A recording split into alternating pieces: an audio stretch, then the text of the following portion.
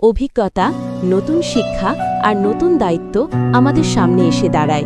কখনো পথটা মসৃণ হয়, কখনো কাটা ভরা। কিন্তু যে মানুষ কষ্টকে ভয় না পেয়ে সামনে এগিয়ে যেতে জানে, সেই সত্যিকারের সফলতা পায়।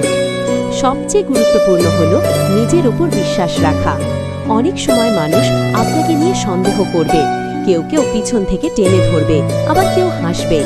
কিন্তু আপনি যদি নিজের লক্ষ্য পরিষ্কার রাখেন এবং ধীরে ধীরে চেষ্টা চালিয়ে যান, তবে একদিন ফল আসবেই। জীবনের পথে সম্পর্ক, কাজ, অর্থ অল একই সঙ্গে সামলানো কঠিন। তাই ধৈর্য, শৃঙ্খলা আর সময়ের সঠিক ব্যবহার শিখে নিতে হয়। ব্যর্থতা এলে ভেঙে পড়বেন না, কারণ ব্যর্থতা কখনো শেষ নয়, এটা শুধুই শেখার প্রথম ধাপ। আর একটা কথা, নিজের মনের শান্তি সবচেয়ে বেশি গুরুত্বপূর্ণ। অতিরিক্ত তুলনা, চাপ বা অন্যের কথায় মন খারাপ করলে জীবন সুন্দর থাকে না। প্রতিদিন একটু করে চেষ্টা করুন নিজেকে উন্নত করা, পরিবারের পাশে থাকা আর সততা ধরে রাখা।